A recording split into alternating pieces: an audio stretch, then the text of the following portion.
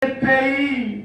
On a combattu ça dans mboka oyo. Dans un bon et vaste pays. Na mboka kitoko pe mboka monene. Où coule le lait et le miel. Epai wapi miliki pe mafuta ya nzoi ezali kochola. Dans les lieux qu'habitent les Cananéens. Na esika bai Kanana bazali kovanda. Les Étiens. Ai eti. Les Amoréens. Amora. Les Phérésiens, les Éviens et les Jébuséens. Voici le cri de Jiré monté vers moi. J'ai vu le péché qu'elle faut souffrir les Égyptiens. Parce qu'il ne pardonnera pas vos péchés. Car mon nom est en lui. Mais si tu écoutes ça, et si tu fais tout ce que je te dirai, je serai l'ennemi de tes ennemis, l'adversaire de tes adversaires. Alléluia! Alléluia! Mon ange sera devant toi. Et te conduira chez les Amoréens. Chez les Étiens, les Phérésiens, les Cananéens, les Éviens, les Jébuséens, je les exterminerai. Amen. Vous pouvez vous asseoir. Ramène ton voisin. Sinon le koko ya mozalani na yo. Dis-lui que Dieu te bénisse. Yebisaye ete nzambe apambola yo. Illustre-toi à l'aise de la maison de ton père. Yebisaye amiyoka malamu na ndako ya tata na yo. Alléluia. Est-ce que tu es dans la joie? Est-ce que l'Éternel est ici ce matin? Amen. Amen. J'aimerais lui répéter deux citations pour faire asseoir ce qu'on avait commencé. Amen. Pose-lui la question. Pourquoi tu ne viens pas les jours de la semaine?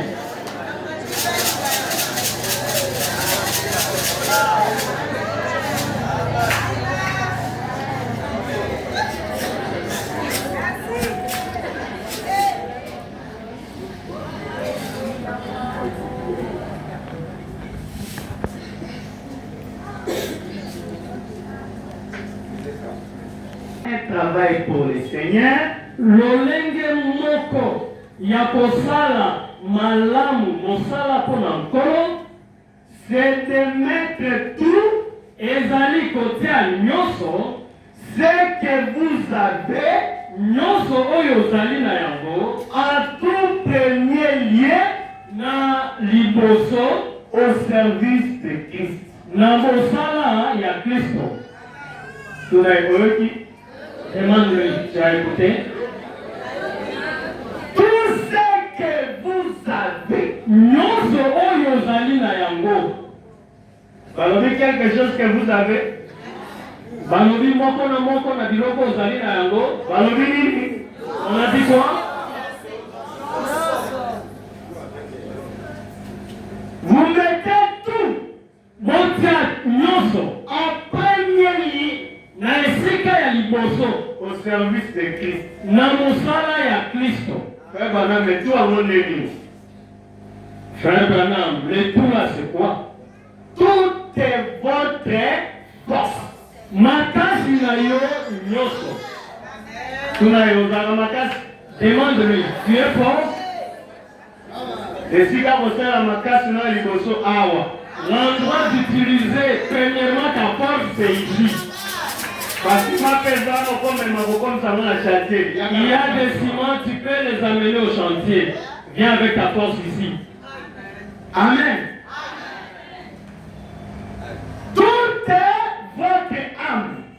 Mon loto yo mobimba. Tout votre cœur. Motema na yo mobimba. Na motema wana. Dans ce cœur-là. Na motema no tia nani yo? Qui as-tu placé dans ton cœur? Esika liboso na motema na yo tia nani? La première place dans ton cœur, qui tu l'as placé là? Bamusu batia basi. Les autres ont placé les femmes. Bamusu batia mibali. Les autres leurs maris. Bamusu batia bana. Les autres ont placé les enfants. Madame dit, vous comprenez le lobby? toutes les choses que vous placez en premier, non seulement côté de Sika Liboso, c'est l'idolâtrie. les alliés au sein de la Biteko. Vous adorez les gens. Au sein de la Kabantu. Vous êtes des idolâtres. Au sein de la Biteko. Vous adorez les téléphones. Au sein de la téléphone. Les autres adorent le cinéma. Misusu, basan de la Kabafilm. Les autres adorent les hommes. Misusu, basan de la Kamibali. Les autres adorent les femmes. Ici, Misusu, basan de la Kabasi. Madame dit, vous comprenez le lobby? tout votre esprit, Molimo na yo nyoso. molimo ne kovanda kimia teta ngolusango eza. Quand tu as vu ton esprit est toujours là. Ata pèse ça molimo ne zakaka. Qu'est-ce qui se passe à ce moment? Ni les autres kanangonga oyo. Et puis il dit, Alobi, tout ce que vous possédez, nyonso oyo ozali na yango. quand vous faites quelque chose pour le Seigneur, Quand oza kosala eloko moko mpona nkolo, faites-le correctement. sala yango kitoko Vous penza. ne le faites pas du tout. To kosala na yo yango te. Yo êtes à certaines églises, Tu viens jouer le Saint à l'église. jour et cinq êtes à certaines églises aux athées. Le jour où il faut jouer le Saint, tu n'es pas là. Vous êtes à guitare en église, Tu joues la guitare à l'église. vous connaissez que vous êtes à guitare aux athées. Le jour de jouer la guitare, tu n'es pas là. Oui, oui, que vous avez bien. Tu sais que c'est toi qui chantes bien. Mais vous connaissez que vous avez aux athées. Mais le jour où tu dois chanter, tu n'es pas là. Amen. Amen. Délivrance, c'est un mot. Kokangwa mande, c'est ça. Dans la totalité. Na mopimba na yango. Ah, tu l'as l'estomac sur ma tête. On n'est pas dans une association. Nous servons l'Éternel. Tozosalela Yahweh. Avec tout ce que nous possédons. Na nyonso oyo tozali na yango. Généralement, moi j'arrive à l'église avant généralement. Na momesano ngai nakomaka na losambo liboso. Généralement. Na momesano. Et frère, maintenant, si vous avez le Saint-Esprit dans votre cœur, ndeko bana nalobi soki oza na molimo mosantu na motema na yo, vous allez être en empressement de voir les portes de l'église s'ouvrir. okopuzwapuzwa komona ekuke ya losambo kofungwama Pour rentrer et communier. mpona kokota mpe kozala na boyokani. Et si vous n'avez pas cette expérience, revenez à Jésus. soki oza na lobiko wana te na bomoi wana te, zongela Yesu.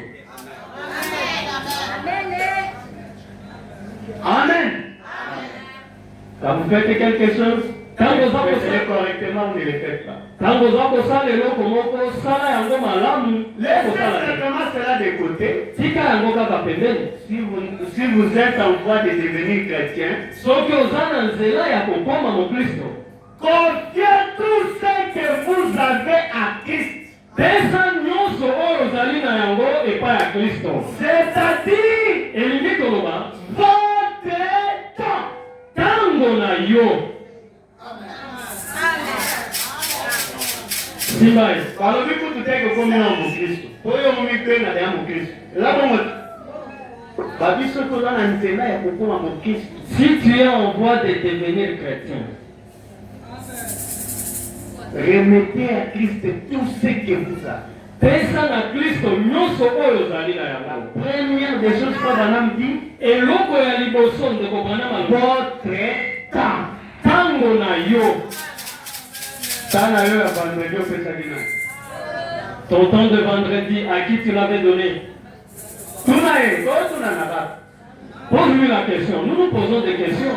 Tana yo ya vendredi opesaki nani? Ton temps de vendredi, à qui tu l'avais donné?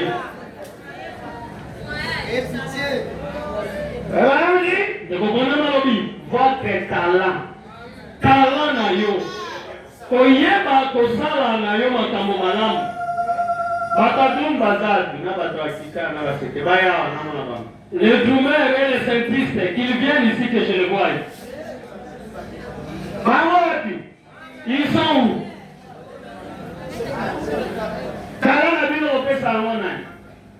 À qui vous confiez votre talent?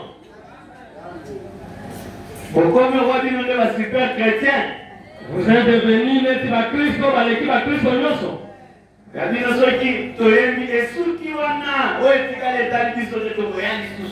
Pour vous, quand on chante, ça s'arrête là. Ça ne nous concerne plus. On va revenir après.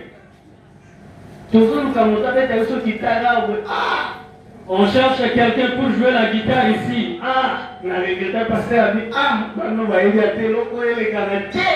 J'ai regretté, le pasteur a dit, ces enfants ne savent pas ce qui se passe. Mettez votre talent. Tiens, le lingue n'a rien koyé, va koyé au service de Christ. Na mosala ya Kristo.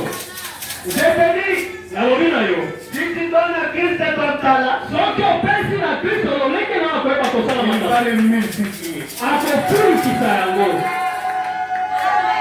C'est apprendre avec deux poissons Mwana wana azalaki kaka na mbisi mibale. et 5 pains. Tena mapa mitano. Il a remis entre la main de l'onction. Atiaki yango na maboko ya epakwa. Et cela nourrit plus de 5000 hommes. Te yango elesaki bato koleka koto mitano. Vous allez voir ici ce matin, Bokomona wana tongo oyo. même le don de dire Amen là, Ata makambo ya koloba amen wana. Dieu en a besoin. Nzambe aza na bosenga na yango. Même le spirituel, Ata kobeta piololo. Dieu en a besoin. Nzambe aza na bosenga na yango. Même tes acclamations, Ata komitelekele na yo. Dieu en a besoin. Nzambe aza na bosenga na yango. Contactez le Dieu. Wana kotangoma na yo. Donc tout ce que nous pouvons posséder, Nyonso oyo tokoki kozala na yango. en premier lieu, Na esika ya liboso. au service de Christ. Na mosala ya Nzambe. Quand je vous avais donné mon témoignage, Tango napesaki bino litatoli na ngai. j'avais oublié une chose. Nabosanaki eloko moko. Pendant tout ce temps que je souffrais à Kisangani, Na ntango wana nyonso nabandaki konyokoma na Kisangani. c'est parce que j'ai refusé de passer derrière cette chaîne. Ezalaki mpo na bandeko koboya koleka nsima na etumbelo oyo. J'ai refusé. Nabandaki koboya. J'ai cherché l'argent. Na luki mbongo. D'ailleurs, pas parce que il vous avait salué. Kutu ndeko pataki apesaki bino mbote. Le pasteur Lucas. Aujourd'hui, il est parti à Walikane. Lelo ake na Walikale. Il a dit Butembo. Azalaka na Butembo. Il m'a formé, tout ça, la mabaya, tout ça. Nous sommes entrés dans des produits pour kota. Akotisi nga kelasi ya kosala mabaya. Nous sommes entrés dans de douze partout ici à Liboku. Mabaya fait du mille. Il y a eu de bois. L'argent. Mongo. Et d'ici, Ça s'est dispersé comme ça. ça ne fera rien. Et pour ça là, et l'autre côté. Tant que vous n'avez pas placé Dieu en premier lieu. Ceux qui au Nzambe na esika liboso te. Je vais progresser. Olingi okende liboso. Mettez Dieu en premier. Tia Nzambe na esika liboso. Tu veux avancer? Olingi okende liboso. Mettez Dieu en premier. Tia Nzambe na esika liboso. Le reste après. Makambo mosusu nsima. Amen. Amen. Tuna Oyoti. Pose-lui la question. Tu as écouté? Le vendredi, on était en train de parler sur le gars Titanic. Je vais faire une petite récapitulation pour toi qui n'étais pas là. Et je vais donner une ou deux citations. Et puis vous donner la prédication de ce matin. Amen. Amen. Le gars Titanic, l'ingénieur inventeur de ce bateau, il avait conçu ce bateau pour ne pas connaître l'accident. Il a défié Dieu. Il a dit ce bateau, même pas le Dieu du ciel ne peut le couler.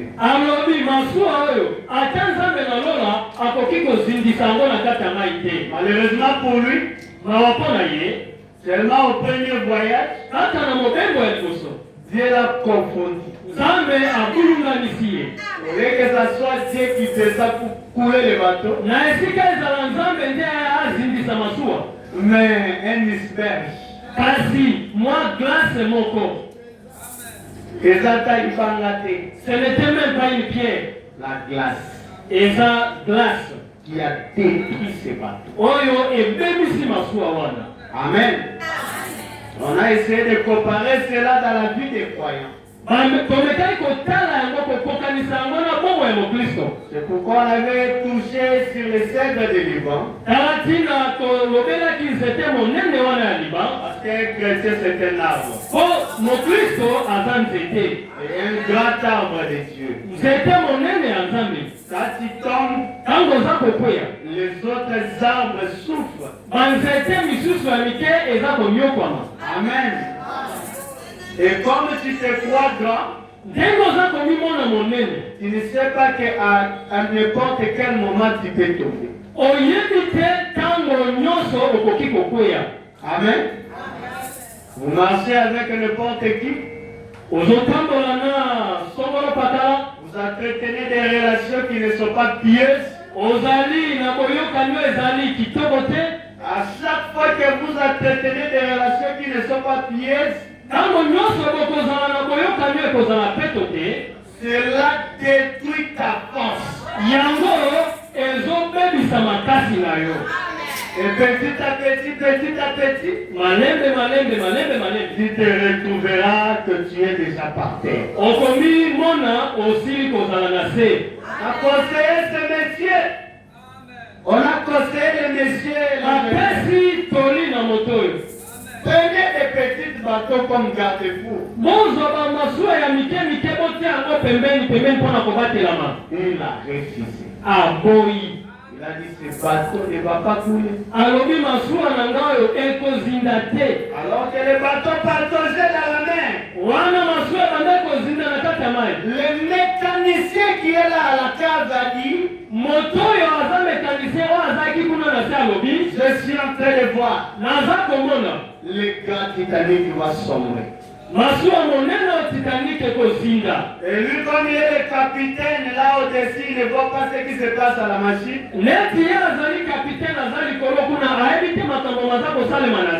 Il se croyait seulement non, nous allons en sortir.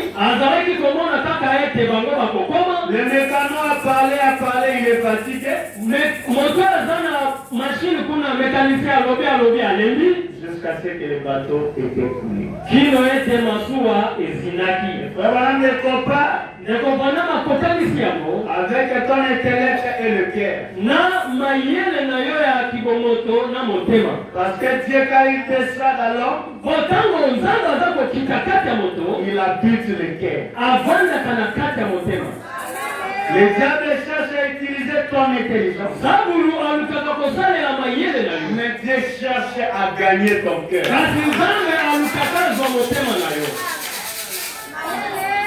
Et il a parlé du subconscient. Et le subconscient, il parle que c'est le sixième sens. Et le sixième sens, frère Branham dit c'est le super sens.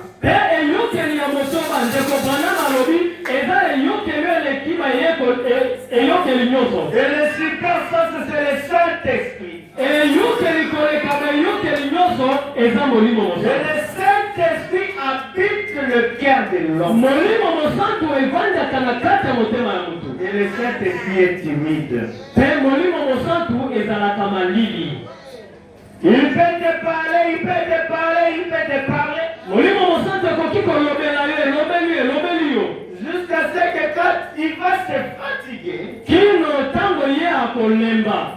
resté silencieux. Et toi tu te crois toujours tu es en ordre avec Dieu. Ce n'est que les bateaux qui marchent. Mais les moteurs sont déjà tombés à panne. La finalité de ces bateaux, il va se retrouver au fond de la mer. Amen. Amen. Ne cherchez pas à tuer la voix du cœur.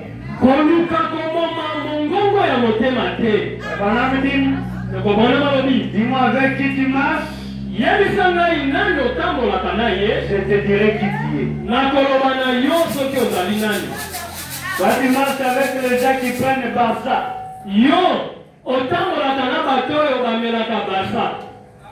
Tu deviendras qui? Un Barcelonais. Amen. Amen. On m'a donné l'histoire qu'on avait lu ce jour-là. Sur le fou de Gadara. Le fou de Gadara était un frère. Il croyait à la venue de Messie.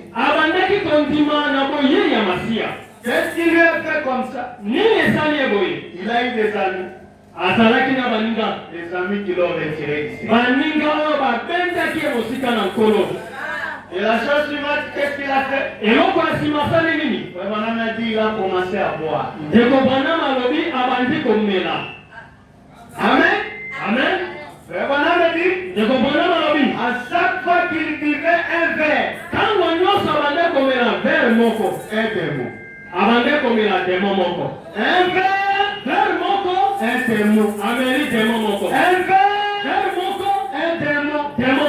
jusqu'à ce qu'il est devenu.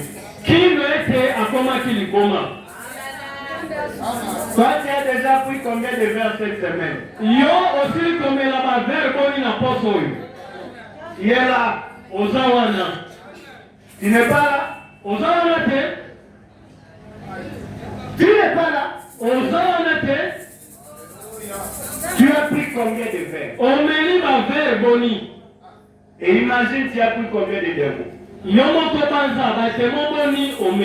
Est-ce que tu as déjà confessé?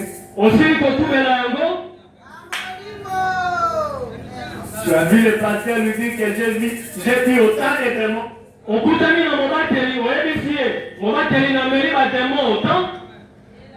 Toi tu ne prends même pas un verre. Balitage wana hérité de nous.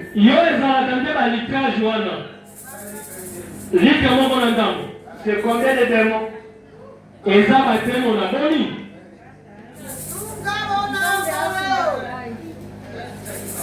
Amen.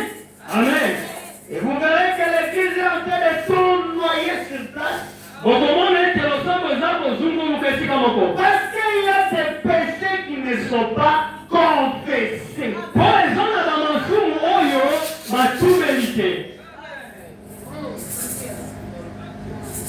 Qui constitue les lingots d'Akan dans les camps.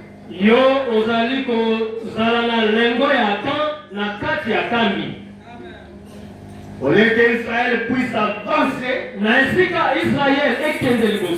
tu freines la marche. J'aimerais qu'aujourd'hui, tu ne rates pas comme ça. Tu cherches les pasteurs. Amen. Amen. Une fois que ces choses sont réparées, allez, la route est devenue souple. Nous voulons avancer. tolingi tokende liboso, Nous voulons prospérer tolingi tofuluka avec le Seigneur. na nkolo. Mettons nos vies en ordre. Totia bomoi na biso na molongo. Frère Branham nous a conseillé. Ndeko Branham apesi biso toli. Nous devons vivre, mener une vie correcte. Esengeli tobika bomoi moko ya semba. Chaque jour. Mikolo nyonso. Parce que ta vie, Po bomoi na yo, ma vie, bomoi na ngai, notre vie à nous tous, bomoi na biso nyonso, veut progresser devant Dieu. elingi ekende liboso na Nzambe.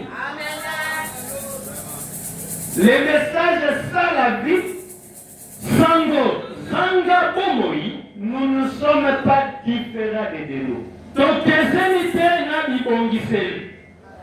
La chose qui nous met en différence, Eloko ezali kokesanisa biso. parce que nous ne nous écoutons pas seulement, Eza po biso tozoyoka kaka te, mais nous craignons Dieu par notre vie. kasi toza kobanga Nzambe na nzela ya bomoi na biso. Et la Bible dit, Biblia elobi, la crainte de l'Éternel, bobangi ya nkolo c'est le commencement de la sagesse. eza ebandeli ya bwanya. Amen. Amen. Et il y a une histoire ici, c'est Eza na lisolo moko, un peu long, mais je prends la partie importante. eza mwa molai naza kozwa eteni ya motuya Dans pourquoi na liteya mpona nini prêcher le verset novembre 60. eteyami le 26 11e mois 1960. Vous allez lire à la maison paragraphe 28, paragraphe 29. Bokotanga na ndako Paragraphe 31, c'est là où l'histoire se trouve. paragraphe 28, 29 na 31 Jusqu'à 31. kino na 31. Je lis 29. Nazotanga tuko mibale. On a dit il n'y a pas longtemps, Dokotana malobi kala tiawa. j'ai lu un article. Natandaki journal moko. L'article disait Motandane bande koloba. qu'un prospecteur Ete moluki moko. avait tué son chien Abomaki imbo na ye. sur son chemin de retour. Na nzela na ye ya bozongi. Comme il avait de l'argent. Ndenge azalaki na mbongo. Et un homme méchant Pe mutu moko ya kanza l'avait filé. alandelaki ye. Et le chien du prospecteur Pe imbo ya moluki wana s'est levé et aboyé. abandaki kotelema pe abande koganga. Et tout le long du jour, Pe mokolo mobimba l'homme n'a fait que rêver à ce qu'il allait faire avec cet argent. moto wana abandaki kaka kolota nini akosala na mbongo wana. Quand il est entré dans la maison, Tango akoti na ndako il a pris son fusil. azwi munduki na ye Il s'est dirigé vers la porte akei na ekuke et a tiré sur son chien. pe abeti abomi mbwa na ye. Un peu plus tard, Mwa nsima ya ntango moke nzoka là loin, mwa mosika kuna est entré, il a tué le prospecteur.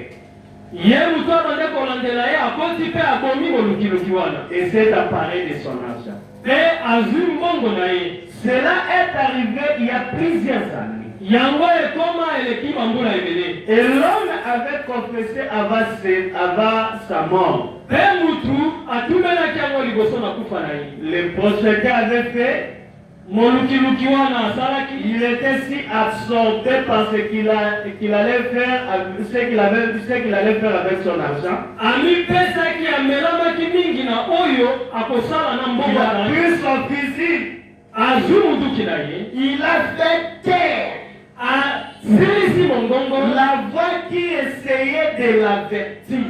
Abomi mongongo oyo ebandaki kokebisa ye. C'est ainsi qu'agissent les hommes Bongo te bato basalaka. et les femmes aujourd'hui. Na bandeko basi lelo. Ils savent peut-être se joindre à une église, Bakokende ntango mosusu kosangana na mais ligomo. cela n'appelle pas du tout un petit peu. Si cela ne les empêche pas, Soki yango ekisisi ye motema te. il essaie d'arrêter la voix de Dieu. Akoluka avandisa kimia mongongo na Nzambe. qui essaie de les avertir du jugement imminent.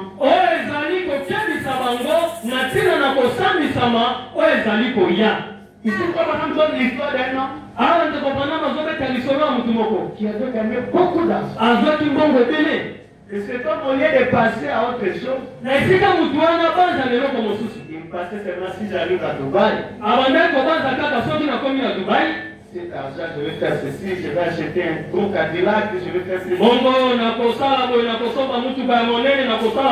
Et les chiens qu'il a fait, il voyait l'ennemi. Comment l'ennemi était de les poursuivre. Le chien a aboyé. On a dit, ah, qu'est-ce qui se passe? Moi je suis déjà un patron, toi tu veux me faire des bruits comme ça. La nuit il essaie de dormir. Alors que les méchants essayaient d'entrer, le chien a aboyé. Il a dit, mais pourquoi ces chiens me mettent mal à l'aise comme ça? Il a pris son fusil. Il a tué. Après quelques minutes, l'homme aussi est entré. Il a aussi tué.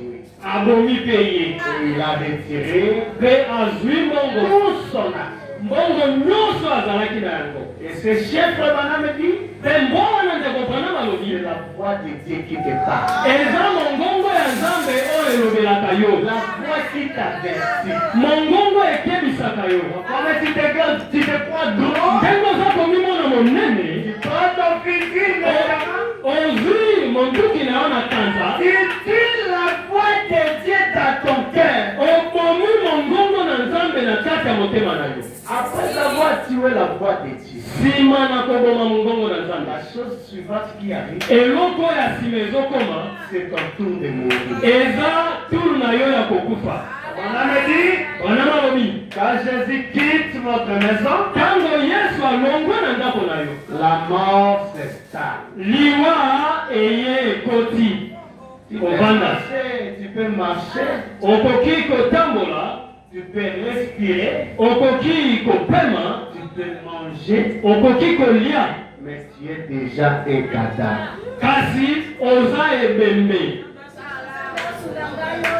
Amen. Amen. Que cette voix ne s'éteigne pas dans ta vie.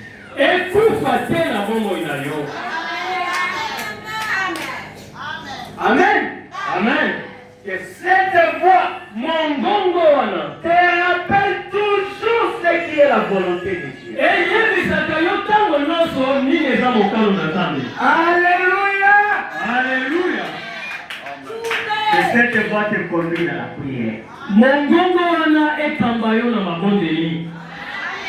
Ne te crois pas connaître le mystère. Si ta vie ne reflète pas ce mystère, ne te crois pas connaître le message. Si ta vie ne reflète pas ce message, si Dieu était dur avec William Branham, qu'en est-il de nous? William Branham a essayé de mentir. Et il voulait prier. Dieu lui a dit, toi, un menteur. D'ailleurs, ces mensonges-là étaient indirectement.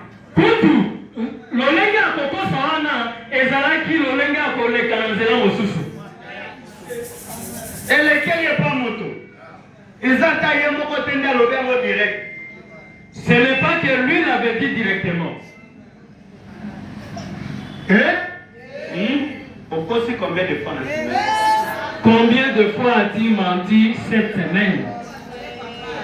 Tu viens t'asseoir là calmement, tu penses que Dieu n'avait pas écouté, il n'avait pas attendu.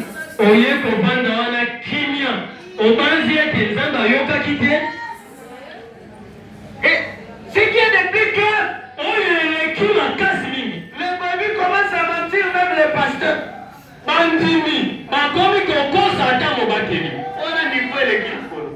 C'est le niveau le plus élevé. Et frère madame dit, De comprendre on dit, on ne peut pas mentir sa maman. bakoki kokosa mama na ye, okoki kokosa mama na yo te. Bakosaka maman te. On ne ment pas à la maman. Il relate l'histoire d'un garçon Avec l'isolo ya elenge mobali moko, qui avait menti sa maman une fois seulement dans sa vie. oyo akosaki mama na ye mbala moko kaka na bongo na ye. Il est devenu le plus grand mensonger de l'Amérique. Akomaki mokosi monene ya Amerika. Il commençait à se mentir lui-même. Abandaki komikosa ye moko. Et il croit à son mensonge. Pe ye moko andimi lokuta na ye. Niveau na élevé. C'était le niveau le plus élevé. Et quand il est venu à la ligne de prière, son madame a dit, il a dit, ce mensonge est venu depuis que tu as menti à ta maman pour la première fois. Tango ye po babondela molimo na Nzambe elobi na ye lokuta oyo euti uta okosaka mama mpona mbala liboso. Ta maman t'a demandé tu prends la cigarette. Tu as dit non maman, je n'ai pas pris la cigarette. Mama na yo atuli yo omelaka likaya olobi te mama na meli likate. Molimo Scott. C'est là que l'esprit est entré. Et comme la maman naturelle, Neti mama ya nzoto boye. mais au monde, Abotaka bana. oriente son fils à faire le premier pas. Lakisaka mwana na ye kobwaka makolo ya liboso. C'est l'œuvre que le pasteur font. Eza mosala oyo babateli basalaka. Il vous chambre, Baboti bino. il vous montre comment faire le premier pas. Baza kolakisa bino lolenge nini ya kosala matanga ya liboso na bongo ya seko. Et les pasteurs sont plus que même des mamans. Pe babateli baleki kutu bamama. Ils vont même vous remettre jusque dans la gloire. Bakozongisa bino kutu kuna na kembo. Une fois un petit mensonge, Mbala moko kaka soki lokuta moke, molimo Scott. l'esprit entre. Omimoni mpe kozana yo bien atozokosa wana yo moko komi kondima lokuta na yo. Tu te vois que tu es bien. Toi-même, tu commences à croire à ton mensonge. Amen. Amen. Tu es là. Ozawana, Regarde là où Dieu t'a vu. tala epai wapi Nzambe amonaki yo. Dans quel bout tu te retrouves? Na potopoto nini ozali. Et Dieu, Pe Nzambe il est capable de te pardonner aza na makoki ya kolimbisa yo. et de te faire encore confiance. Pe ya kotela yo lisusu motema. Et la seule moyen pour lui de te pardonner Lolenge moko kaka mpona ye kolimbisa yo. et de te faire confiance, Pe kopesa yo lisusu kotela motema. c'est par une repentance sincère. Ezali na nzela ya koyambola na bosembo. Liboki wana tokandia Mungu.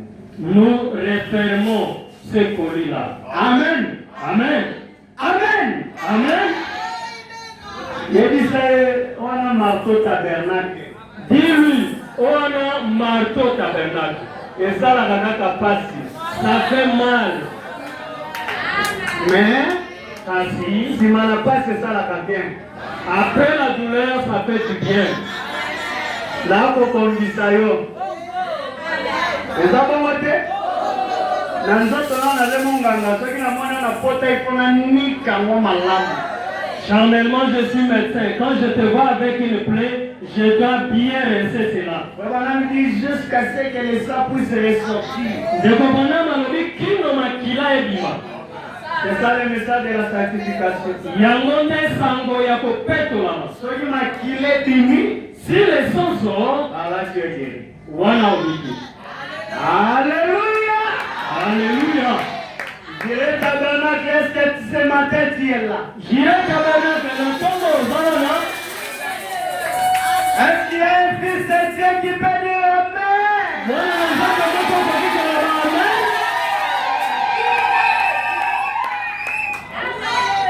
Amen. Amen. Wana ezali kama batuki po.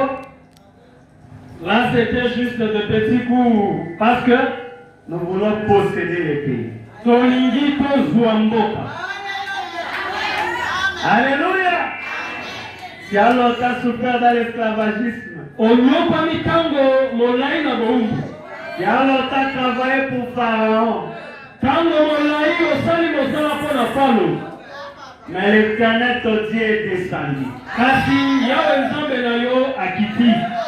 Pour te délivrer. Pona kokangola yo. Alléluia. Alléluia. Et remarquez, Pétala. ce matin je parlerai sur l'invasion par un seul homme. Na tongo yo nakoloba kobotola mboka na nzela ya mutu moko. Très bien. Malamu. Yango wana. C'est ça. Amen. Amen. L'invasion. Kobotola mboka. Dis-le, on va faire l'invasion. Loba na ye tokobotola mboka. Dis-lui, nous devons faire l'invasion. Yebisa ye tokangeli kobotola mboka. Amen. Amen. Et l'histoire que nous parlons ce matin, vous le connaissez tous. Lisolo tozolobela na tongo oyo boyebi yango nyonso. Les enfants d'Israël Bana Israel étaient partis en captivité en Égypte. bakendeki na bowumbu na Ejipito. Et l'Éternel avait promis, Pe yawe alakaki je délivrerai mon peuple na kokangola libota na ngai par ma main puissante. na loboko na ngai ya nguya. Amen. Amen. L'Éternel Dieu avait dit, Yawe nzambe alobaki je ne délivrerai pas mon peuple par un homme. Non. na kokangola mutu te na nzela ya mutu, Mais par sa main puissante. kasi na loboko na ngai nzambe loboko ya nguya. Alléluia. Alléluia. C'est-à-dire le promesse de Dieu, si tu ne prends de façon charnelle, Elingi koloba ilaka ya nzambe soki ozwi yango na lolenge ya nzoto ça te passera comme ça. ekoleka yo boye. Quand l'accomplissement de la chose se fait, Tango kokokisama ya makambo avec masalemi la révélation nette de ton temps, ya emoniseli ya tango na yo pour reconnaître que cette promesse est en train de s'accomplir. mpona kososola ete elaka oyo eza kokokisama. Et quand il a dit, je délivrerai mon père, Tango alobi na kokangola libota na ngai il y a eu 400 ans. elekaki bamobu 400 ans. Le peuple d'Israël toujours à captivité. Libota ya Israel kaka na bowumbu Jour et nuit. butu mpe moi. Hein? Tu as souffert. Onyokwami. Et remarquez, Petala il y avait un couple ezalaki na babalani moko et tous les peuples d'Israël mpe libota nyonso ya Israel qui priaient pour avoir un libérateur. babandaki kobondela mpona kozwa mokangoli. Oh Dieu! O nzambe Envoie-nous le libérateur. tindela biso mokango. Oh Dieu! O nzambe Envoie-nous le libérateur. tindela biso mokangoli. Et dans la famille d'Amram, Na kati ya libota ya Amram il y avait un garçon qui était né, ezalaki na elenge mobali moko abotamaki, Moïse. Mose. Alors que Moïse était né, Wana Mose abotamaki, la loi est sortie mobeko ebimi qu'on devait tuer tous les mâles. ete esengelaki koboma bana mibali nyonso. Oh, Alléluia! Oh, alléluia. Laisse-moi te dire ce matin, Tikangana biso na tongo oyo. quand la promesse de Dieu veut s'accomplir, Tango elaka na nzambe elingi ekokisama, même le diable ata zabulu sera ton protecteur. akozala mobateli na yo. Qui peut dire amen? Nani akoki koloba amen? Et quand la loi est sortie, Tango mibeko ebimi, Moïse n'avait pas d'endroit sûr Mose azalaki na esika ya malamu te ya pour kobatela qu'on puisse le protéger. mpo babatela ye. Bon. Bon. Ah, mon fils, on ne peut pas le tuer. Oh, mwana na ngai bakoki koboma ye te. Formons seulement une petite crèche. Tosala kaka mwa kitunga moko moke, Mettons-lui Laissons-lui dans l'eau. Il s'en aille comme ça. Mais pourquoi? Où est-ce qu'il s'en ira? Dans l'eau ici, il y a des crocodiles. L'Éternel prend soin de son corps.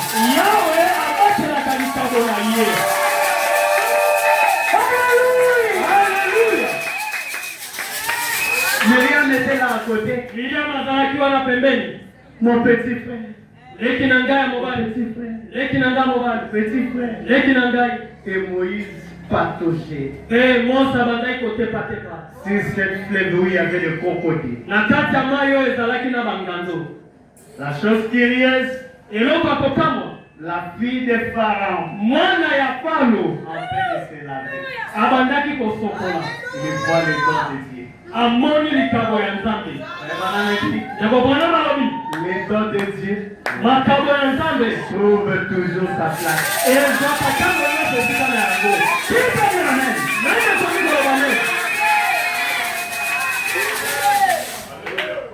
La fille a pris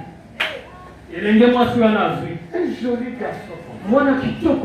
Même si on va tuer tous les mâles, ça c'est mon fils.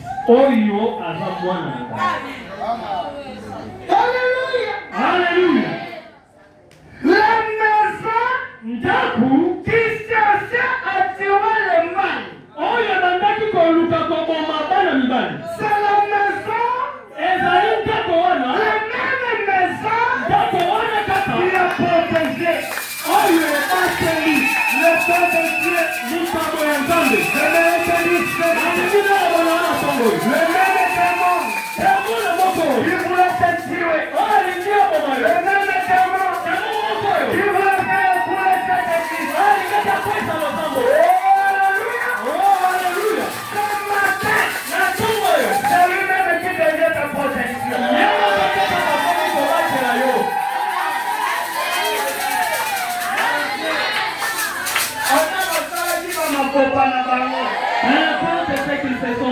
Dieu me connaît à côté les mains. C'est lui seul qui va se lever. Alors il faut le faire. Il est déjà, pas celui-ci. On a le faire. Pas celui-ci. On a même aussi le faire. Non, ne touchez pas celui-ci. On a même appelé les arrières. Non, celui-ci, ne vous approchez pas de lui.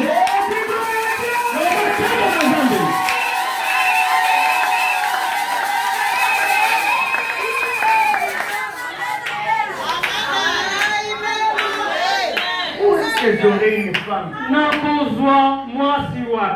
pour allaiter cet enfant. Myriam a dit je connais une. Je connais une. Je connais une. Qui va allaiter cet enfant. Autorise-moi seulement de l'appeler. Alléluia. Je ne connais pas de nom. Les plans de Dieu sont corrects. Alléluia. Ne regardez pas les obstacles. Ne regardez pas les difficultés. Quand Dieu dit quelque chose, il est tenu de la copie pour le sentir.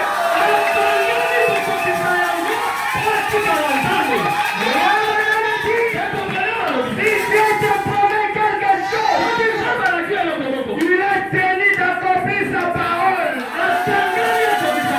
Pour rester Dieu. Et Dieu est Dieu. Dieu est Dieu. Le matin, Dieu est Dieu. Le matin, Dieu est Dieu. Pour ta vie, Dieu est Dieu. Pour ta prospérité, Dieu est Dieu. Pour l'avancement de cette église, Dieu est Dieu.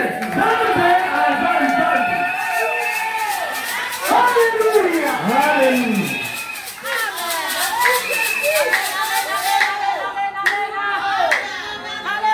La maman est venue. Maman est. Elle a commencé à allaiter l'enfant. abandi komelisa mwana. À chaque fois qu'elle a metté la tango nyonso abandaki komelisa mwana ligeni. Tu es né pour être un libérateur. Okotami mpona kozala mopangoli. Tu es né pour régner. Okotami mpona kokonza. Tu es né pour conquérir. Okotami mpona kobotola. Tu es né pour vaincre.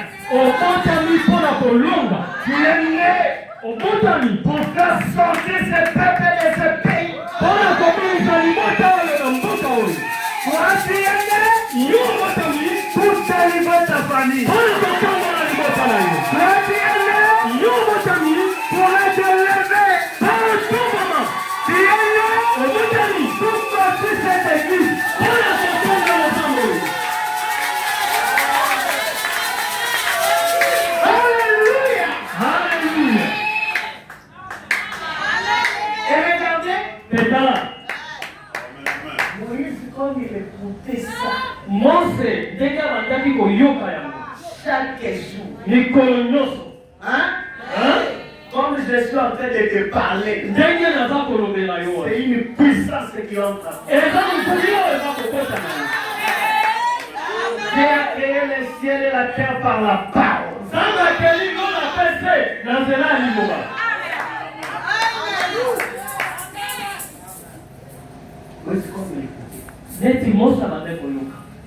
Il a voulu faire des choses de sa manière.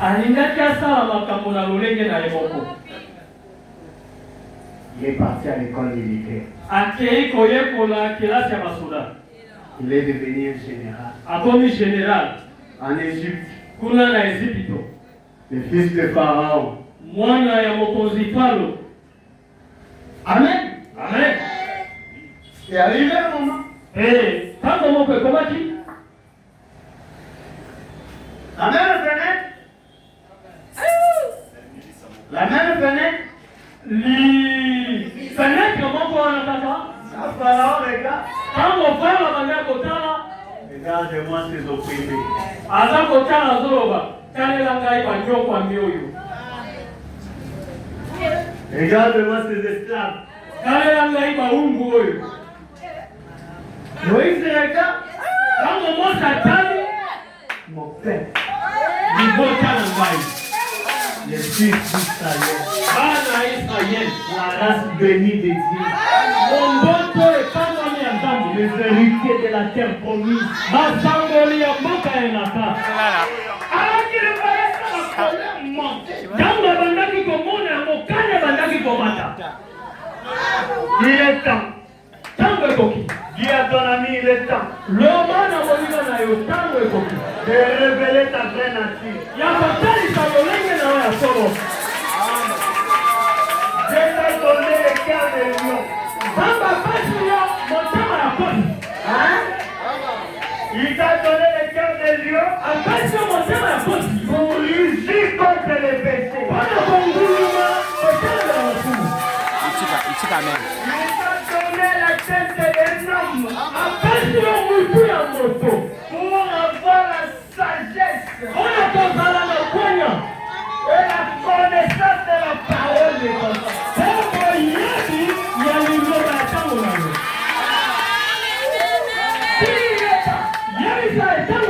Tango ekoki papa, tango ekoki.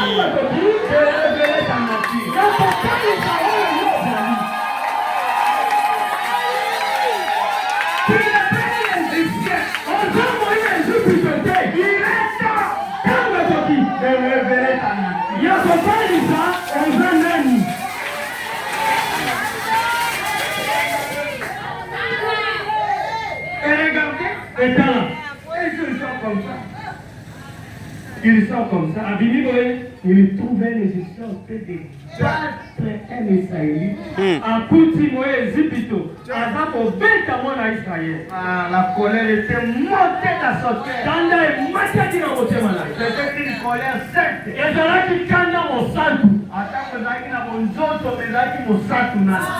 si c'était charnel, mais c'était une colère sainte d'abord. Je ne peux pas accepter voir un païen maltraité, frère, il est ça. Pierre.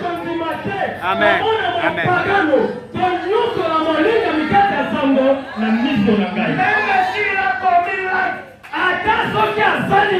Moi je n'accepterai pas.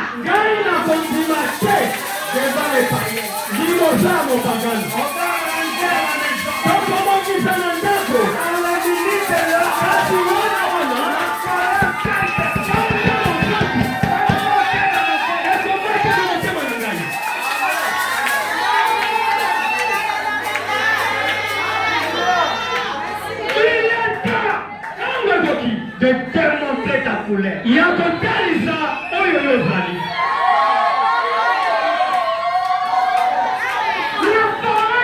Le pentecôtiste n'allait pas entrer. Zamba oyo, batola kitela, bantoka ikokota te. Aujourd'hui cette forêt tête. Lelo, zamba yango ebebisami. Il est temps. Tango ekoki. S'il y a une vraie famille que tu as sur la terre de cette famille.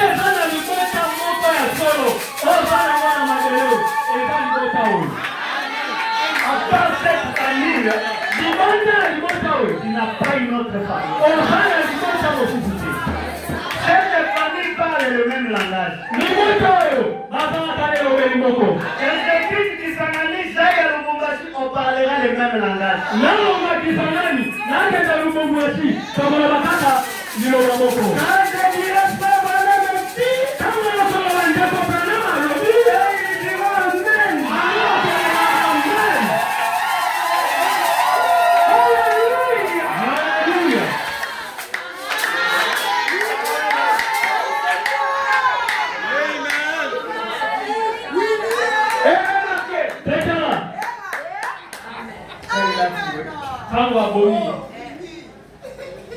L'autre Suisse,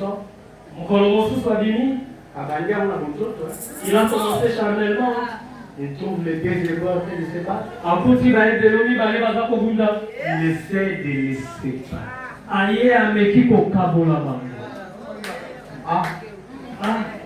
tu veux me tuer. Comme tu avais tué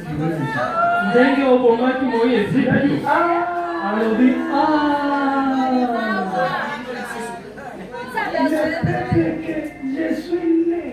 Libota oyo, ndaina botani. Pour les délivrer. Pana kokangola bango. Ils sont en train de me dire ça. Baza koyebisa nga boye. Ça arrive chez Pharaon. Soki ekomi epa Faro, Il a fui. akimi. Parfois il faut fuir. Bala mosusu esekeli kokima. Alléluia. Dis-lui. Yebisai. Parfois le malheur est bon. Bala mosusu makambo ya mabe ezalaka mpe malamu. Si Moïse n'avait pas fui, Soki Mose akimaka te, il n'allait pas raconter l'éternel. alingaki akutana na Yawe te. Si Moïse n'avait pas fui, Soki Mose akimaka te, il n'allait pas raconter la colonne de feu. alingaki akutana na likonzi ya moto te. Amen. Amen. Et quand il a fui, Ntango akimi, il est parti perdre les troupeaux. ake koleisa bapate ya Jethro. Et là-bas, Et kuna, c'est le chemin qu'il partait chaque jour. ezalaki nzela oyo abande kokende mokolo nyonso. Et il est rentré. Mpe abande kozonga. Chaque jour, il partait par ce chemin. Mikolo nyonso abande kokende na nzela wana. Et il est rentré. Mpe abande kozonga. Il avait son bateau qui l'aidait. Azalaki na nzete na ye ebande osunga ye. Amen. Amen. Un jour, c'est le même chemin. Mokolo moko kaka na nzela moko wana. Il rencontre un buisson. Akutani na nzete moko eza kozika. Dis à ton voisin, Loba na mozalani na yo. ne sois pas pressé de ta mission. Kowela te, kozala mbango te mpona mission na yo. Ne sois pas pressé de ta mission. Kowela te, mbango mpona mission na yo. Aucune personne sur la terre ne va accomplir ta mission. Ata moto moko te na mabele akokokisa mosala na yo. Moïse est né, Mose que l'Éternel le récupère à 80 ans. Po Yahweh abyanga ye na mbula tuku mwambe. Et sur le même chemin, Pekata na nzela moko abanda koleka. ce jour-là il arrive, Moko wana komi il voit les bourseaux after. amoni nzete eza kopela. La voix sort du buisson. Mongongo ebimi na moto. Moïse, Mose enlève tes chaussures. longola sapato na yo. Tu piétines une terre sainte. Onyati mabele esantu. Atali, l'arbre qui brille. Nzete oyo ebandaki kozika. Mais cela ne se consumait pas. Me eza kotumbama te. Il enlève ses chaussures. Alongoli sapato na ye. La voix a dit, Mongongo alobi. j'ai vu la surface. Namoni konyokwama. Je suis descendu Nakiti. pour délivrer mon peuple. Mpona kopangola libota na ngai. Amen. Dieu fait voir. Nzambe aza komona. Dieu voit ta souffrance. Nzambe aza komona konyokwama na yo. Dieu voit combien tu souffres. Nzambe azomona boni oza konyokwama. Et Moïse, Mpe Mose dans ce lieu qu'il était là, la terre sainte, na esika azalaki wana mabele esantu. il n'allait pas entrer avec ses chaussures. Alingaki akokaki kokota te na sapato na ye. Les chaussures là représentent l'incrédulité. Sapato wana eza kotalisa kozanga kondima. Ce matin, tu veux voir Dieu, Na ntongo oyo olingi omona Nzambe porter seulement tes chaussures. longola kaka sapato na yo. Alléluia. Alléluia. Et dans ce buisson, Mpe na kati ya moto wana la voix lui dit, mongongo elobi na ye. je suis moi-même descendu. Ngai moko na kiti.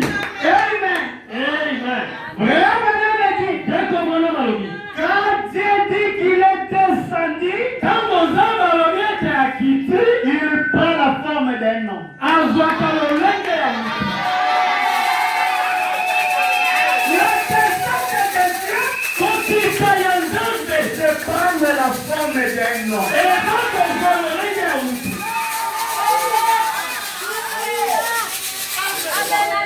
Il dit à Moïse, Alobi na Mose. qu'est-ce que tu as dans ta main? Oza na nini na loboko na yo? Parce que Moïse, devant cette présence, Po Mose liboso na ezalisi wana il ne pouvait pas supporter. abandaki kokoka te.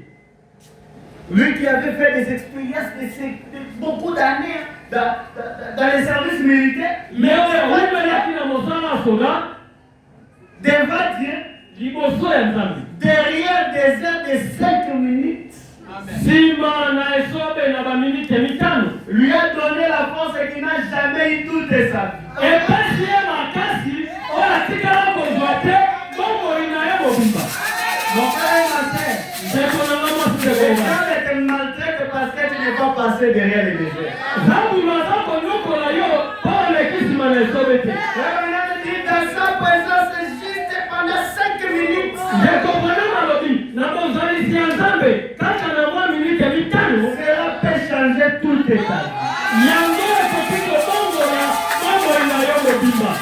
Oh, ma prière de ce matin, oyo libondeli na nga na ntongo oyo que quelqu'un entre dans sa présence. eza motu moko akota na bozalisi na ye. Même dans 5 minutes seulement, atako na minite mitano kaka pour que sa vie soit changée. babomoi na yo ebongwana.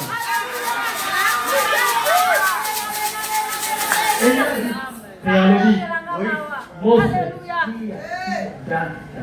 oza na nini na loboko na yo Que tu as peur. mpo oza kobanga. Je ne connais pas. nayebi Je connais pas. Qu'est-ce que tu as dans ta main? oza na nini na loboko na yo. Mon frère et ma soeur, Ndeko na yo mobali ndeko mwasi qu'est-ce que tu as dans ta main? oza na nini na loboko na yo. C'est la question que je te pose ce matin. eza motuna na tuna na ntongo oyo. Tu veux posséder le pays? olingi ozomboka Tu veux faire l'évasion? olingi okende kobota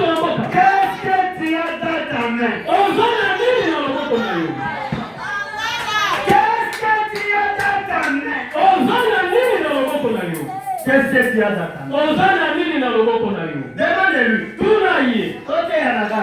Nous nous prêchons. Ce matin, Na tongo yo. qu'est-ce que tu as d'attendre? Ozana nini na loboko na yo? Ce matin, Na tongo yo. tu vas parler à lui. Olinyozo papa. Qu'est-ce que tu as dans ta main? Ozana nini na loboko na yo? Alléluia. Alléluia. Amenez tout ce que vous avez Omemela nzambe nyonso bozana et yo. laissez-le bénir cela. Ebotika ya pambola yango. Qu'est-ce que tu as? Ozana nini? Moïse a dit, ce n'est qu'un bateau tordu. Mose alobi naza kaka na nzete moko etengama. On lui a dit, Alobi na ye pas le bateau tordu. zwa lingenda Jette-le. bwaka yango na se. Po! Pu! Serpent. Nyoka Il voulait plus. Non. alingi akima Tous. simba. Po! Pu! Le bateau. Lingenda. Amen. Attendez. Zwa loboko na yo. Mets de côté. Te yango na mopanzi. Fais sortir. Longo na yango Lève. ekomi maba bala. Remets là-bas. Zongisa kuna Sec. ekomi malamu.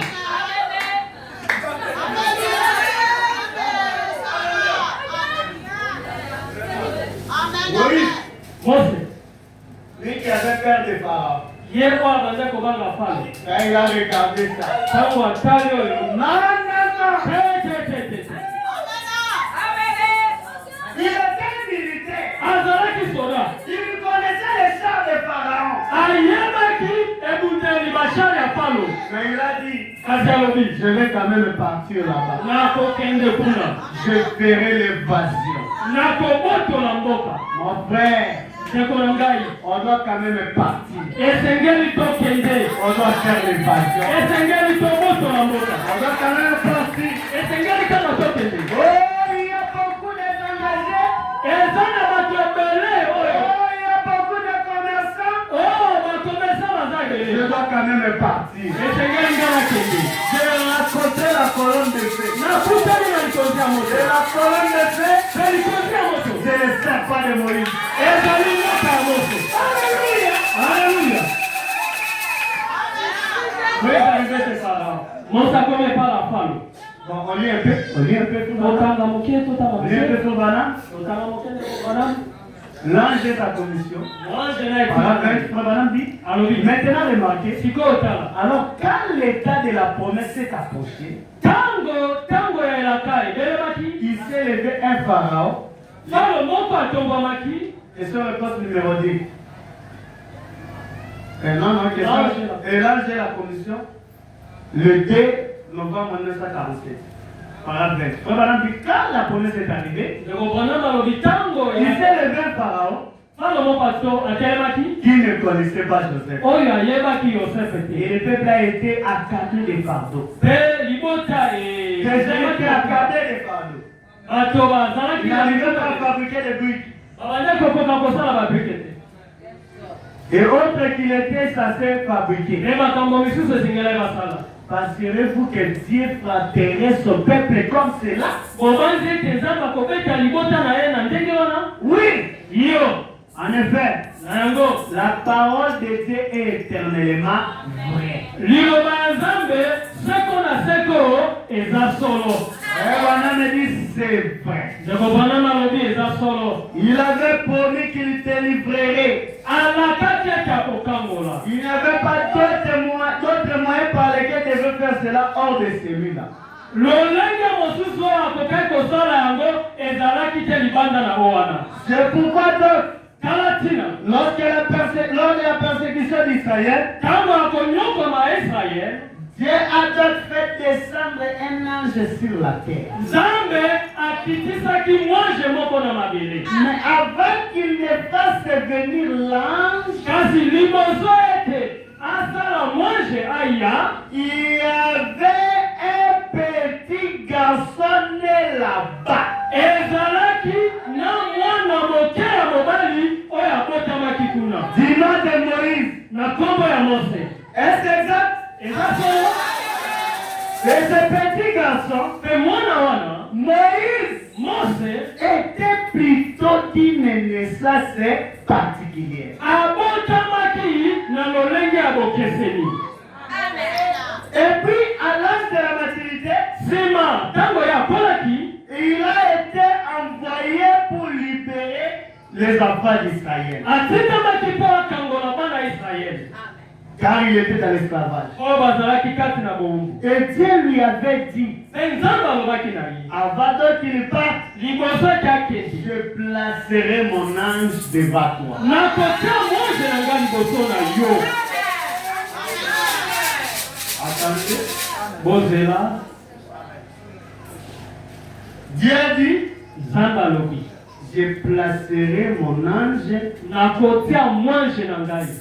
devant toi. Liboso na yo. Là, ce n'était pas de Dieu. Mwanze ayaka nsima te. Ils ont respecté Kaka Boulomana. Voici simplement l'ordre de Dieu. Mwanza za Kaka, Yiboso. Que l'ange soit devant. Amen. Amen. Vraiment, nous pose la question. Ndeko bana matuni motuna. Il dit, eh bien, Alobi malamu.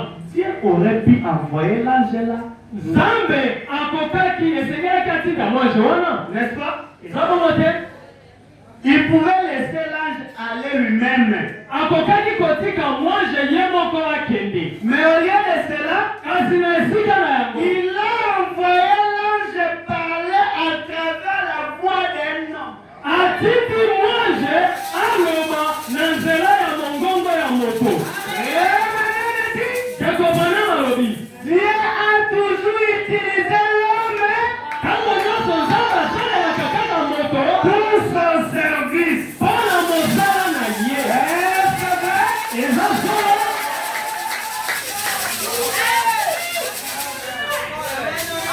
Je suis descendu. Na kiti. L'ange de l'éternel, Mwanze na yawe. c'est l'éternel lui-même. Eza yawe ye moko. Il est descendu. Akiti. Quel est Israël d'Égypte? Quel est? Va en Égypte. Va. Dieu Samsana, yo moko no kiti obinga moko na délivrer. Ange, va faire ton travail. Tu as dit que tu es venu délivrer. Siko ngai Moïse yanga nini? Moi, quelle est ma part dans ça, moi, Mose? Moïse. Amen. Oui, monsieur. Maintenant, Sikoyo. au lieu que Dieu le fasse, Na esika Nzambe ye moko asala yango. il faut toujours aimer. Esengeli kaka mutu. La délivrance d'un homme, Kokangola ya mutu. c'est un homme. Eza mutu. Alléluia! Quand Dieu est descendu, Tango Nzambe akiti. il envoie l'homme. Atindi mutu. Il a dit Moïse va. Alobi Mose kende. Et quand Moïse marchait là, Te tango Mose abanda kotambola wana. touchait Moïse, Kosimba Mose. c'était touché. Eza kosimba Nzambe. Accepter Moïse, Kondima Mose. c'est accepter Dieu. Eza kondima Nzambe. Écouter Moïse, Koyoka Mose. c'est écouter Dieu. Eza koyoka Nzambe. Comment dire? Ndeko bana malobi. Moïse était né d'une naissance particulière. Mose abotamaki na lolenge ya bokeseni. Et frère Bonhomme dit, Ndeko bana malobi. l'ange m'a dit, Moi jalobi na ngai. à cause de ta naissance particulière, Na ntina ya botama na yo ya bokeseni. Johann le Baptiste Ndenge Yohane Mobatisi a été envoyé atingamaki avec un message. na sango moko. Préparez ma première venue. Mpona kobongisa boye na ngai Toi liboso. aussi. Yo mpe. Je t'envoie Natindi yo avec un message na sango moko. pour préparer Mpona kobongisa ma seconde venue. boye na ngai mibale. Amen. Lolenge moko Mose asalaki. À de la même manière que j'avais fait, Lolenge moko Yohane je asalaki. ne pouvais pas partir Yohane akoki kokende te. sans pointer. Zanga ekakalisa. Voici l'agneau de Dieu. Tala mwana na kati na Nzambe. Lui ôte le péché du monde. Oyo akolongola motema moto. De la même manière, aujourd'hui, Ndenge moko lelo. William Branham ne pouvait pas partir. William Branham akoki kokende. Pour nous dire, Mpona koloba biso. voyez-vous ce Dieu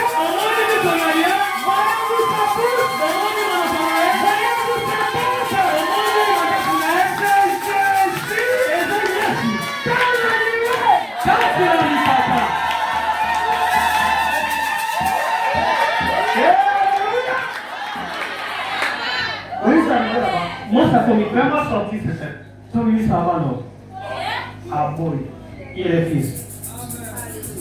Il est chef. À Boaki. Les bateaux. Lingenda. Les bateaux s'est transformé en serpent. Lingende baluke comme nyoka.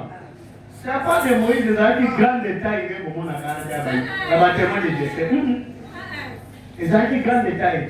Ce n'était pas un gros serpent. Il a dit, oh, Mais ce petit serpent ici. appelle-moi Jeannette et Jean-Bresse là-bas. Bengelanga Jeannette va Jean-Bresse. Allez, Allez. Bete la habi mwa de yon ka wana bwe. Bobe t'appelle numéro na bino mwami banyoka mi bale ba bima wana. Quand Ok. banyoka mi bale ba bima. Obimisi yoka. Tu n'as pas sorti le serpent. Pas de problème. Likambo ezaki. Mais le serpent de Moïse, Quand tu montes à nyoka. le serpent de Moïse, Nyoka ya Mose. il est plus que capable. Azala na masoki koleka. Le serpent de Moïse Nyoka ya Mose. avale les chasseurs. Amelaka banzembo. Le serpent de Moïse Nyoka ya Mose. avale les prédications. Amelaka mater. Le serpent de Moïse Nyoka ya Mose. avale même tout. Amelaka nyonso. Quand le serpent de Moïse apparaît, Tango nyoka ya Mose amona milele. même si tu gagnais plus que lui, Ata soki obandaki kolonga il koleka. va commencer à avaler. Ye akobanda komela. Il va commencer à avaler. Akobanda komela. Alléluia! Haleluya. Que ton Dieu Pambe na yo. puisse établir la différence. Ate okeseni. Là où toi tu seras, Epai yo kozala. toi et tes collègues, Nyonso bandeko na yo. tu ne puisses avoir la différence. Okeseni ezala. Si ils ont l'argent, Ati baza na mbongo. Dieu te donne beaucoup d'argent. Kaka pasa yo mbongo ebele. S'ils ont l'option, Ati baza na option. Dieu te donne la plus grande option. Kaka pasa yo papa minone. L'option de la différence. Epako ya mokeseni. L'option de la différence. Epako ya mokeseni. Alléluia. Haleluya. Le serpent de Moïse Nyoka ya Mose. a guidé. Alingani. Il a commencé à avaler. Abandi komela. Il a commencé à avaler. Abandi komela. Il a commencé à avaler. Abandi komela. Oh, j'aimerais te dire ce matin. Na lingina ya bana na tongo. Sortez de cet endroit. Na kobimawa. Ce matin, Na tongo yo. Dieu va te faire le serpent de Moïse. Jamba kokomisa nyoka Mose. En sortant de cet endroit, Na kobima na sika yo. ce matin, Na tongo yo. Dieu te fait mystique. Kama komisi yo. Ya kotango. Qui va dire amen? Nani akomi koloba amen?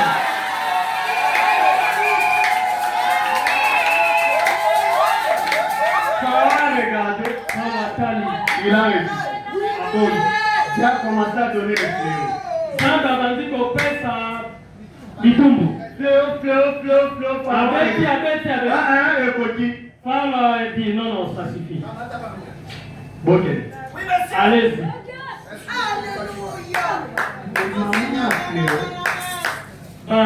Kobeta abetaki ayeni. il y avait des fléaux. Ezalaki na kobeta. Et quand il y avait des fléaux, il y avait d'autres fléaux là, des tioués. Tango abandaki kobeta. Abandaki pe koboma.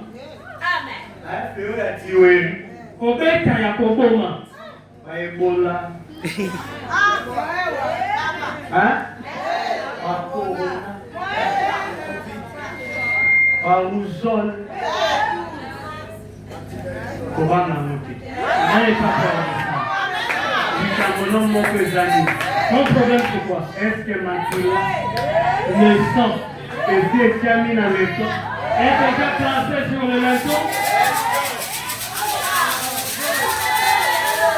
Les enfants étaient très sérieux à leurs parents. Bana bazalaki sérieux pa babota malungu. Papa, Papa, nous n'allons pas dormir tokolala te. si tu n'as pas appliqué les signes. Soki yo te lembo te.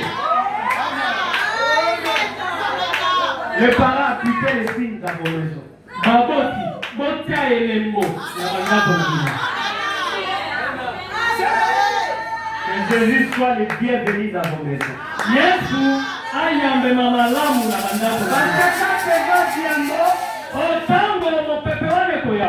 Je vous en passerai par-dessus. Epana mimi koleka likolo. Là, j'avais dit, Mwanzo nabaki. quand je verrai les sacs, Kama nakomona makila. je passerai par-dessus. Nakoleka likolo. Et rien ne refuse. Sika ya koboma. Pour les enfants d'Israël, Bana bana Israel. étaient à Goshen. Ezalaki na Goshen. En Égypte, il y avait l'obscurité. Na Ejipito molimo ezalaki. À Goshen, il y avait la lumière. Na Goshen polo ezalaki. Parce qu'à Goshen, il y avait les prophètes. Mpona Goshen mosoko ezalaki. Nous sommes tous ici à Kisangani. Tozali nyonso na Kisangani. Mais nous sommes à Goshen. Asibika toza na Goshen. À Goshen ici, Na Goshen awa. il y a la lumière. Polo ezali. À Goshen, il y a la colonne de Dieu. Na Goshen na À likonzi. Goshen, il y a les prophètes. Na Goshen mosoko ezali. Alléluia. Haleluya. Et comme on l'a dit, Ndeko mwana malobi. le véritable Goshen, Goshen ya solo. c'est le message de l'heure. Eza sango ya tango. Ne connaissez jamais la même sortie de Goshen. Goshen alibunga te akobima limanga na Goshen. Hata nini tolobaki wana okweya. Même tant que nous avions dit tu es tombé. Hata makorebuka nayo, Même si tes pieds sont brisés, était à Goshen. tu seras na Goshen. Même à Poisson, Ata yako boite yako tenguma. tu vas arriver. Okokoma. Rabbi dit, Ndeko mwana malobi. il a parlé du mystère du canard boitier. Alobi na mabombami ya libaka oyo banga kotenguma. Il a dit, Alobi. quand le prédicateur se passe, Tango mote aza kokende kowela. moi je suis calme. Ngai nazalaka kimia. Je sais que je suis un canard boitier. Nayebi ete naza libaka oyo atenguma. Même à Boita, Ata na kotenguma j'arriverai. nakokoma.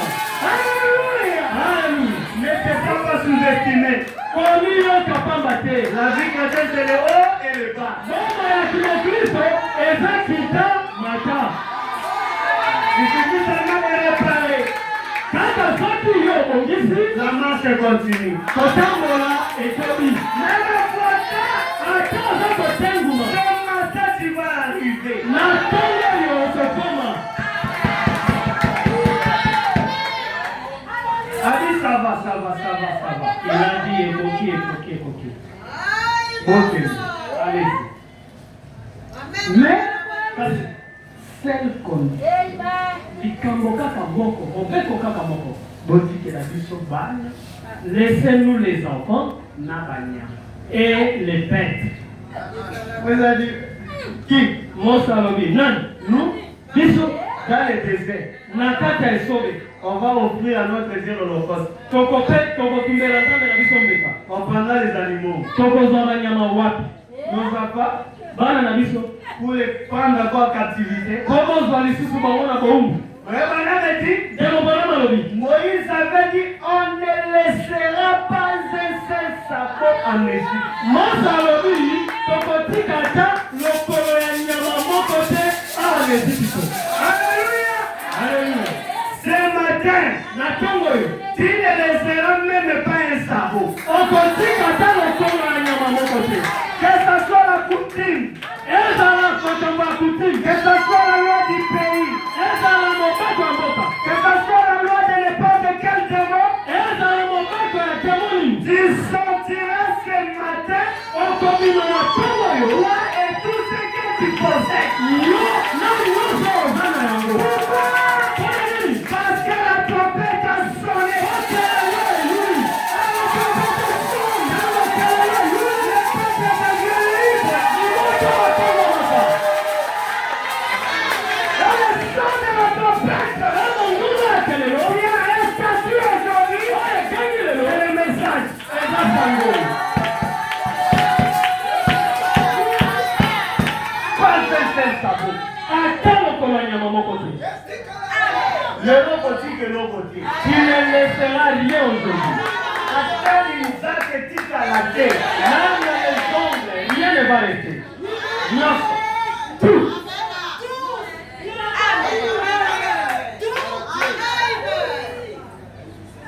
Babani continue. Ils ont commencé à partir. Pharaon avait marqué. Pharaon atali. Nasikia baona ule. Comment je les ai laissés? Ça va. Poursuivons-les. Madame, tout le monde a bango. Charles, soya boyo kalo. Charles Bandikoya. Bango pe bote. Et aussi le parti. Je vais à la terre. Nazako kende na mboka na elaka. Je vais à la Nazako kende terre. na mboka elaka. Oh, qui bébé. Oh, nani aya kende na mboka. Nazako kende na mboka elaka. Ils sont arrivés. Maponi. La même. Mai motane. Un grand obstacle. Epekiseli monene. De gauche à droite. Ngambo boye, ngambo mobali, ngambo basi. La Monica, elle est qui m'a entendu nous ces actes. Il n'y a pas moyen que je Tout ce que dise. je suis en train de dire là, c'est le message. Nyonso na alo beza sango. De gauche à droite. Na ngambo ya mboka mobali pe mobali. Vraiment, il y avait des colis. Ndeko bana balobi bango ezalaki. Devant eux, Liboso na bango. la mer rouge. Mai motane. Derrière eux, Nsima na bango. Alléluia. Haleluya. L'armée des pharaons. Mapinga ya solo. Il y avait plus d'espoir. Elike ezalaki te. Tokende, wapi. Allons-nous partir? Peut-être que c'est la tête qu'on dit que tu te retrouves. Ngambo mosusu ozana makambo lolenge wana. De gauche à droite, Otali na ngambo il y a des pe. grandes collines. Ngomba etelemi. Devant toi, la mer rouge. Liboso na yo mai motane. Derrière toi, il y a une armée qui te Nsima na yo mapinga mobali. Pharaon et son armée. Paulo na mapinga na ye.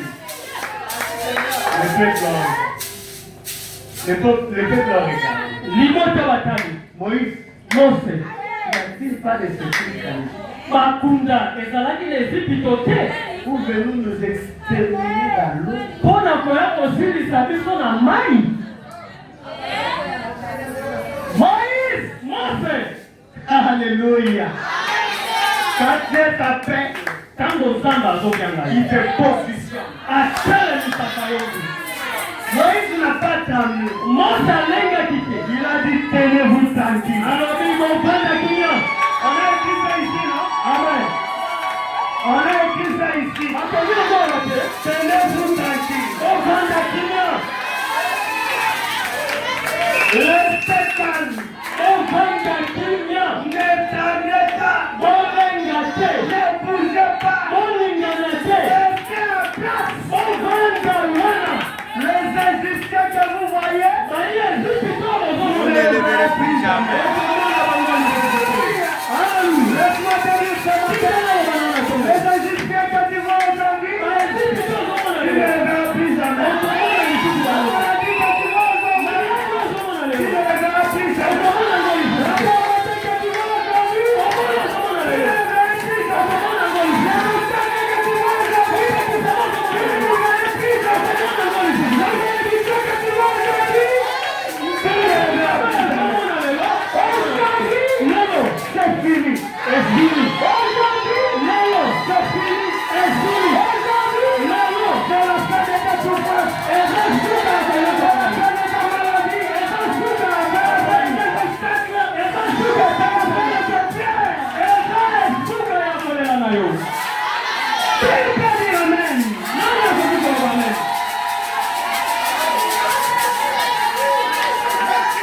Restez à place. Ne tendez pas. Quelque chose se passe maintenant. eloko moko ezosalema sikoyo. Restez à place. Botelema kaka wana. Ndeko malobi. Il a pris les pas. Mose azwi lingenda. Il a cassé. Abeti. La mer rouge se sépare. Mai motane ekabwani. Vous savez la profondeur de la mer rouge? Boyebi mozindo ya mai wana.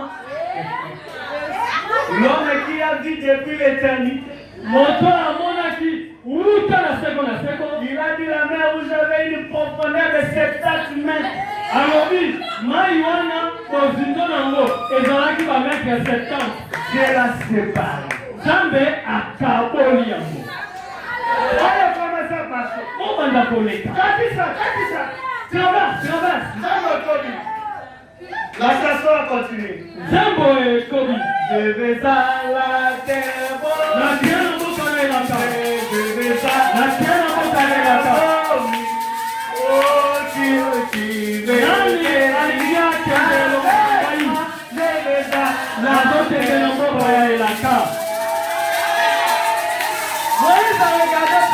Mosa chali kaka. Le dernier passé, Moto asuka leki. non pas d'accord. Nanute. Bakota.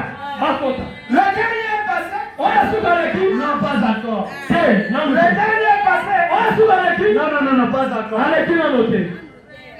Égyptiens, les Égyptiens, Maïwana.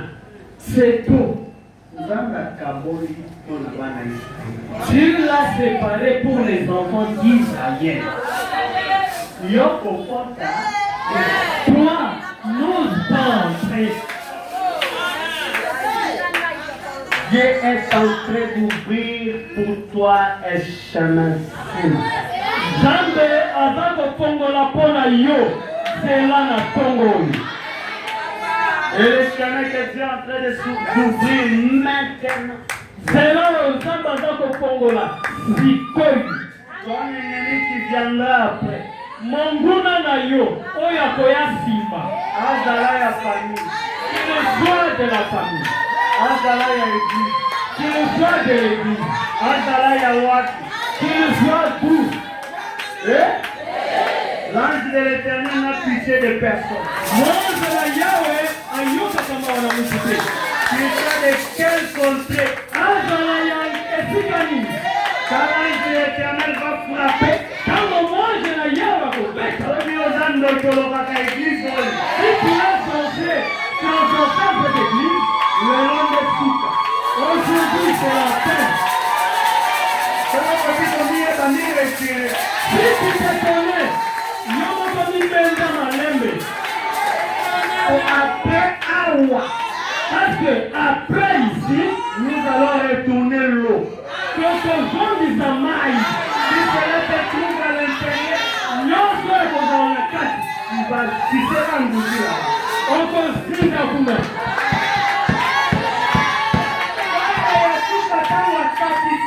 Quand le dernier a traversé, Moïse a pris les bâtons. Mose a vu cette Il a tapé. a bêti. Mai ekangame. Que ce soit Pharaon, Ezala falo. que ce soit le général, Ezala que général.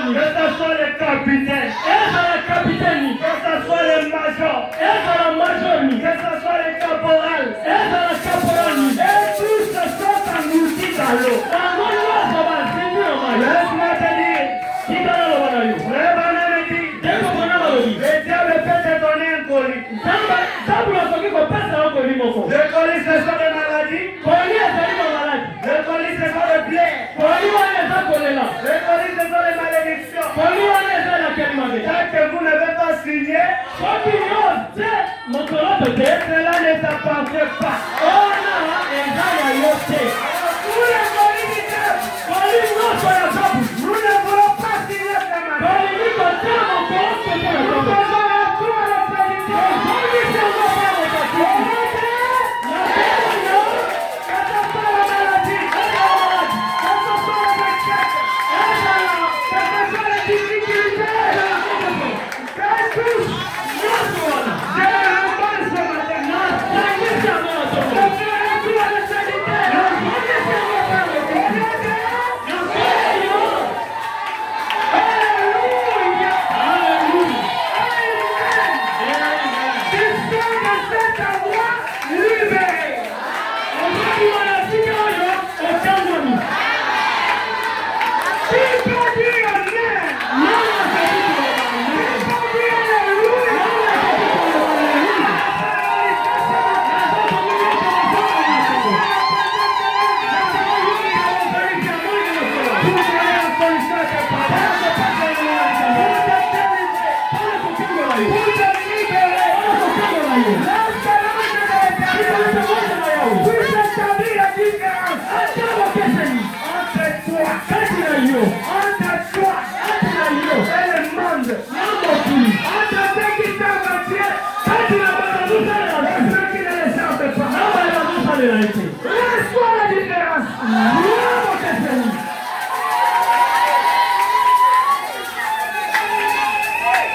Et Dieu, Eh, Dieu Nzambe agit toujours dans l'homme. asalaka ntango nyonso kati ya moto.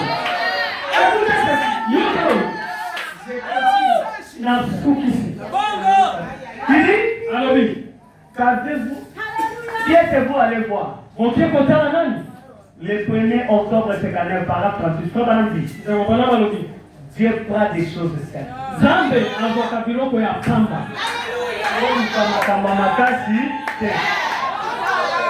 Dieu prend des choses simples.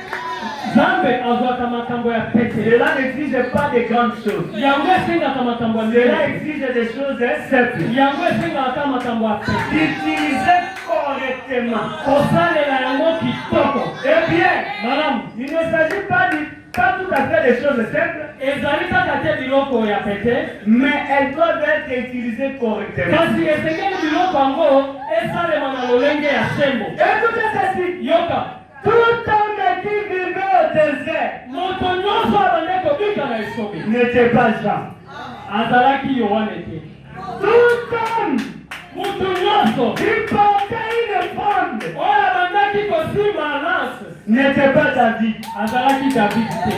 Tout homme qui avait ramassé la mâchoire du millet Moto nyonso oyo azwaki mbanga ya nyama n'était pas Samson. azalaki Samsona te. Mais Kasi la chose est utilisée par la main ouette des serviteurs de Dieu. kasi eloko asaleli yango na loboko oyo epakolami ya Nzambe. Moïse avait défié les armées d'Israël d'Égypte Mose abetaki molenge na mapinga ya Egypte avec un bâton à sec à la main. kaka na lingenda na loboko. Une fois Moïse était lâche. Mbala moko Mose azalaki goigoi. L'autre fois qu'il était ouais dans le buisson ardent, Kasi mbala mosusu ntango apakomaki na nzete baza kopela n'ayant qu'un bâton tendu à la main, kozalaka kaka na lingenda na loboko. un homme de 80 ans, Moto na mbula tuku mwambe il est descendu à Kiti pour prendre le contrôle d'Égypte. mpona kozwa kobotola Ejipito. Alléluia. Haleluya. Tout homme qui avait la mâchoire du millet Moto nyonso azalaki na mbanga ya nyama n'était pas Samson. ezalaki Samsona Je te. te dis dans ce message, il y a l'option. elingi koloba na sango oyo epakwa eza. Amen. Ata otekaka kaka nguba, Même si tu les vends que les arachides, tia kaka nguba na yo. pas simplement en fait arachides. Tu es le serpent de Moïse. Likolo ya nyoka Mose. Alléluia. Ata osalaka nini, Peu importe ce que tu fais, tia yango kaka. là c'est ça seulement. Il y a l'option supérieure. Epakwa oyo eleki epakwa nyonso eza awa. Alléluia. Alléluia. Je sais bénir les gens qui essayent de faire de fournir les puisques de moindres efforts. Naza koyoka kopambola bato bazosala mwa biloko ya mikie mikie. Ata nguba, ezalaka nini. Quels que soient les arachides, peu importe. Dieu te donne la différence. Nzambe apesi yo bokaboni. Soyez saisis de l'option supérieure. Zwa epakwa ya likolo. Que je puisse dominer Okonza et ainsi je tire le monde. mpe oyo nyonso mokili.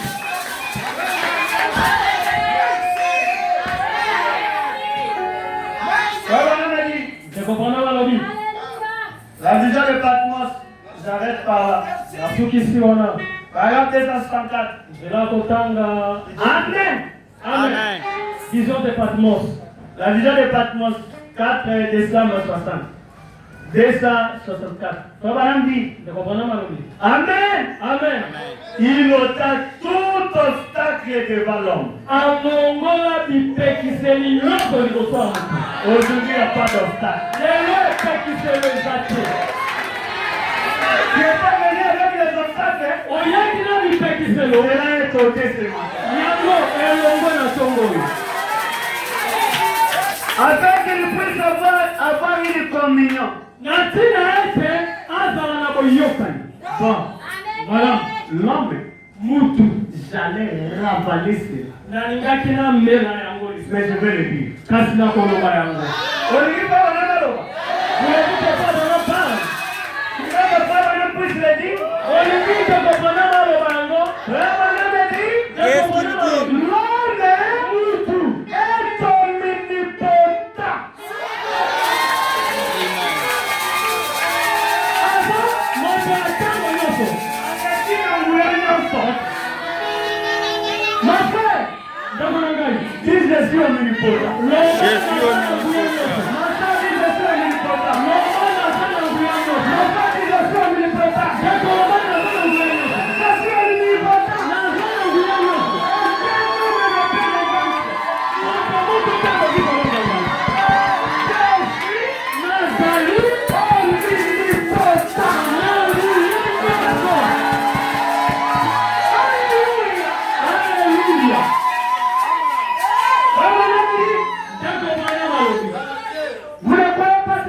L'homme qui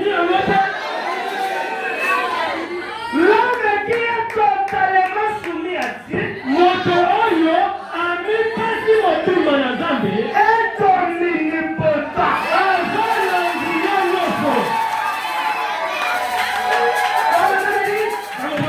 N'a-t-il pas dit la marque 11?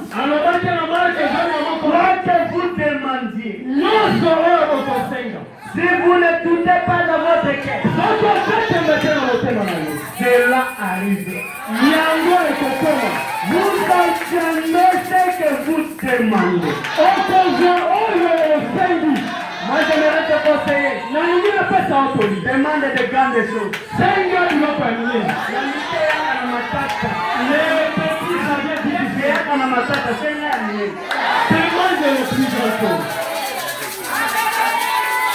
l'homme est totalement soumis à Dieu. Est omnipotent.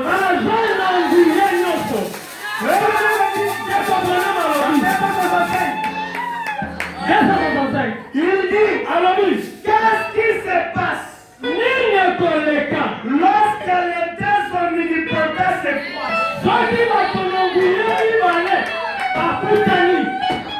Lorsque Dieu et l'homme se rejoignent par l'omnipotence, quelque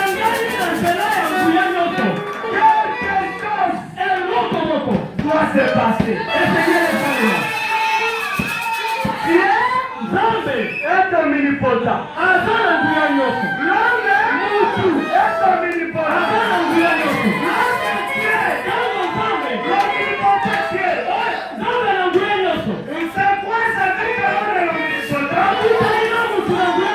Quelque chose doit se passer.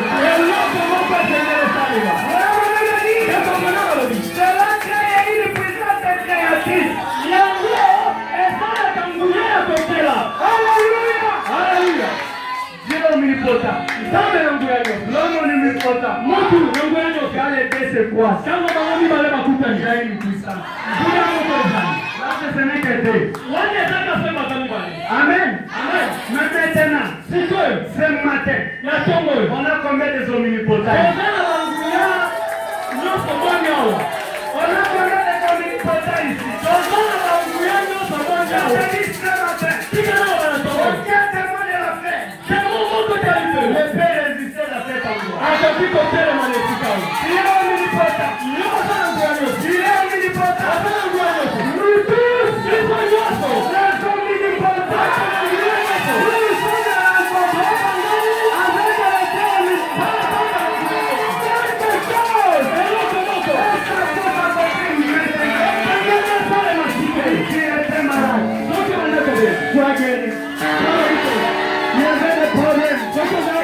Je me tape. Je suis omnipotent.